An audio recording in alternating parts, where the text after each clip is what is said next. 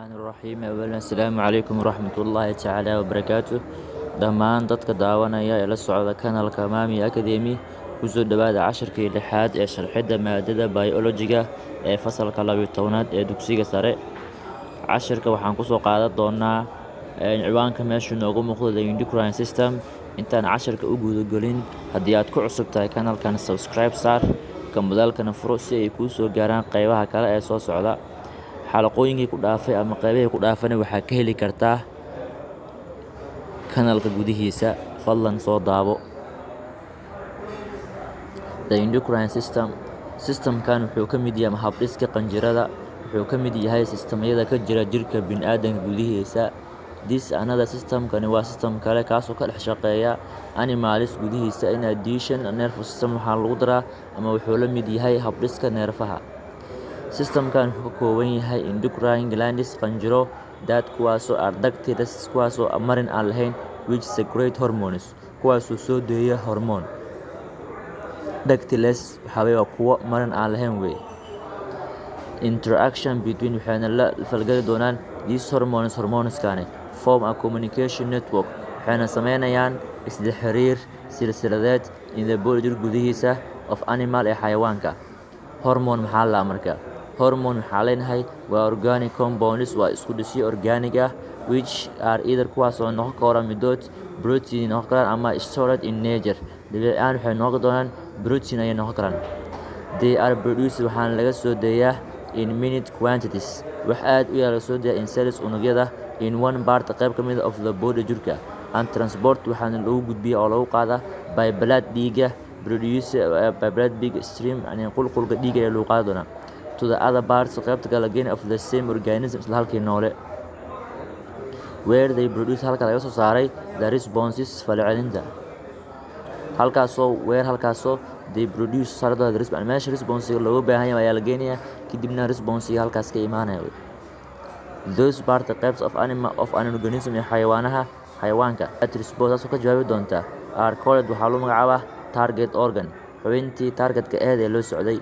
In animals xayawaanada just like in plant dhirta oo kale, hormones play waxay ciyaarayaan important role kaalin aad muhiim ah in regulate in la controlo growth korinshaha and development horumarinta. Sidoo kale control ayay ku sameynayaan waa ilaalinayaan of the behavior of animal, hab dhaqanka iyo dabeecadda xayawaanka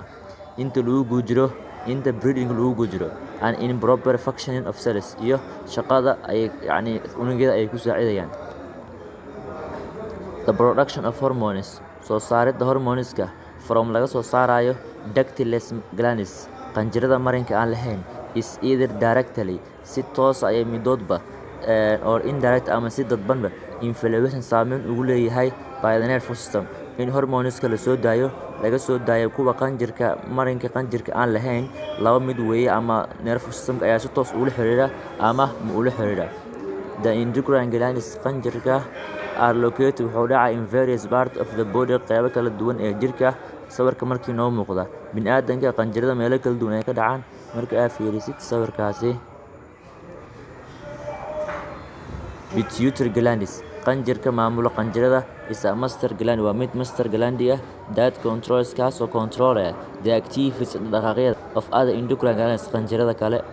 However, si walba ahaataba, it is action ficilkiisa is coordinated by the hypothalamus, waxaa u maamulaya hypothalamuska through asigoo u maraya nervous communication isla xiriir dareenka nervous systemka la xiriira. The hypothalamus influence wuxuu saameyn ku leeyahay the activity dhaqaaqa of pituitary glands ee qanjirka loo yaqaano maamulaha qanjirada by monitoring asigoo ilaalinaya the level of hormones xaddiga hormoneska and other chemicals iyo chemicals kale in the blood ee dhiiga passing soconaya through it, level of bloodka hormones ku soconaya ayuu ilaalinayaa. It also sidoo kale influence wuxuu saameyn ku leeyahay the level of hormones and secretion of the anterior lobe of pituitary glands, in anterior lobe-ka uu soo secretion sameeyo. Hormones exercise waxay ku sameeyaan control over their reactions through feedback mechanism called lagu magacaabo negative feedback mechanism. falcelinta ka imaanaysa negative feedback mechanism waxaa lahaa play an important role ay ka ciyaaraysaa in control many biological process dhacdooyinka dhexdhexaad jirka oo fara badan fasalkaas ku laabo form 2 ku laabo macnaha book form 2 ku laabo cashadii this can be illustrated markaas ku muujinaa from the illustration of kasoo socona and from the illustration you notice that if the thyroid gland qanjirka is produced soo saaro too much thyroxine hadii thyroxine aad u fara badan that signal level taasoo signal levelka will be sent u diri doonta to the pituitary glands marka hadii yani levelkii loogu talagalay uu zaad u noqdo waxaa fari loo diri doonaa pituitary glandska to secrete u soo daayo less thyroid stimulating hormones si loo yareeyo hormoonkii saameynta ku lahaa thyroidka uu soo deynaya xaddi aad fara badan ayuu u diraya fariinta wuxuu leeyahay thyroidka hormoonka iyo thyroxine soo deysay waa aad u badan yahay xaddiga loo baahnay xaddi ka badan ayaa soo deysay taas darteed marka waa inaa yareysaa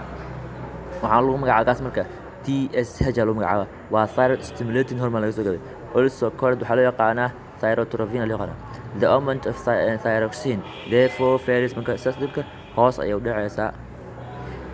there are waxaa jira several hormones hormoona fara badan ayaa jira produce laga soo deynaya in the human body jirka bini'aadanka for various functions kuwaas oo qabanaya shaqooyin kala duwan most of these have discussed under reproduction waxaan loogu doodi doonaa intooda badan habtaranka loogu dooran doonaa homeostasis and digestion at their respective areas in this section marka adrenaline and thyroxine will be deal with inta marka waxaa lagu baran doonaa adrenaline iyo thyroxine lagu baran doonaa laakiin aad u fara badan hormoneska jira isku ogaa thyroxine laga doonaa the hormone thyroxine is produced waxaa soo diyaa by the thyroid glands qanjirka lagu magacaabo thyroid phonicaas oo laga helaa at the neck region luqunta hoose laga doonaa it is a compound of iodine waxaa ku jira wax loo yaqaano iodine ayuu ka samaysan yahay hormoneskaasi function shaqadu qabanaya maxay tahay thyroxine controls wuxuu controlaya basal metabolic activities jirka ka dhacaya weliba kuwa metaboliga ay wax lagu burburinayo ayuu controlaya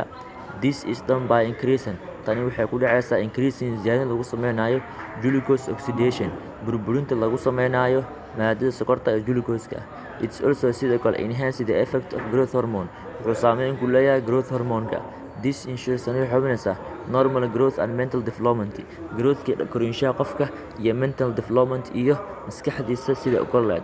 thyroxine also sidoo kale works wuxuu ka shaqeynaa in conjunction with adrenaline to enhance inflammatory activities si ay uga qayb qaadato inflammatory activitieska dhacdooyinka adiga aadan raali yani aadan maamuli karin jirkaada gudihiisa dhici karta such as sida increase circulatory rates si sare u qaado circulatory rateska xaddiga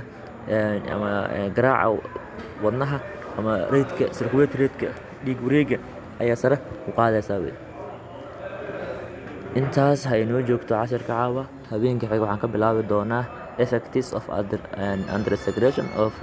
hypothyroidism asalaamu calaykum waraxmatullahi tacaala wabarakaatu haddaa kanalka ku cusub tahay fadlan subscribe saar wabillahi tawfiiq